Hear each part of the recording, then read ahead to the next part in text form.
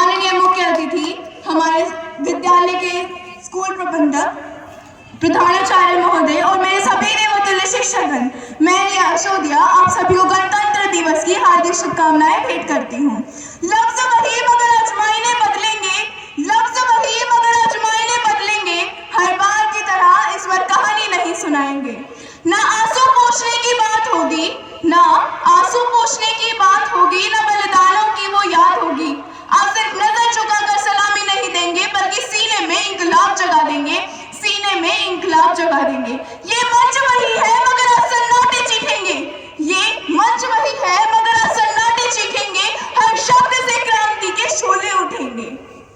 आजादी के पूर्व देशभक्ति के मायने कुछ और हुआ करते थे और आज आजादी के बाद कुछ और हुआ करते हैं। मैं नहीं मानती कि राष्ट्रगान के 52 सेकंड सिर्फ खड़े हो जाना ही है देशभक्ति, या भारत माँ की जय के जोरों शोरों से नारे लगाना ही है देशभक्ति। अगर कोई कहता है कि साल में 2 बार हाथ में तिरंगा ले लेना देशभक्ति है, तो मैं आज उस शख्स से पूछना चाहूंगी कि वो उस पथ पर, उस सड़क पर खड़ा वो गरीब बच्चा जब पेड़ों की छांव में नंगे पांव से जब वो तिरंगा बेच रहा होता है, तो क्या आप उसे भी देशभक्ति कहेंगे?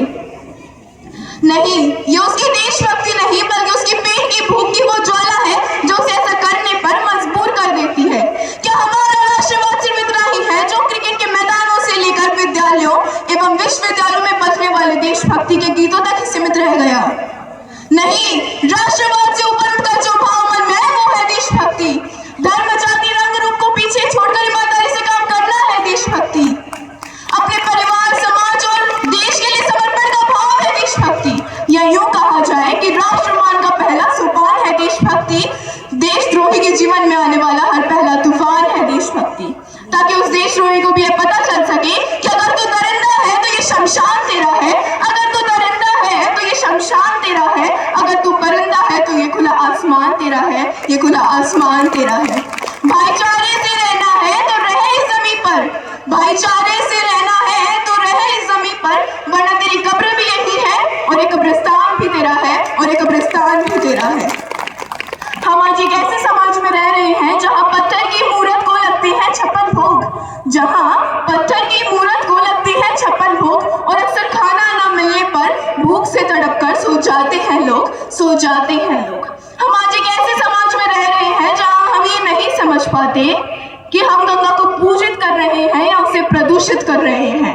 हम आज एक ऐसे समाज में रह रहे हैं जहां हम ये नहीं समझ पाते कि हम अपनी भलाई चाह रहे हैं या बेईमान और स्वार्थी बनने के पथ पर आगे बढ़ रहे हैं। हमारा राष्ट्रमान तभी संभव होगा जब चादरें मंदिरों में नहीं बल्कि हर संत पतन को उठाई जाएगी। हमारा राष्ट्रमान तभी संभव होगा जब शिक्षक मजबूर होकर सिर्फ वेतन के लिए नहीं, अपितु भारत के भविष्य को उज्जवल बनाने के लिए काम करेगा।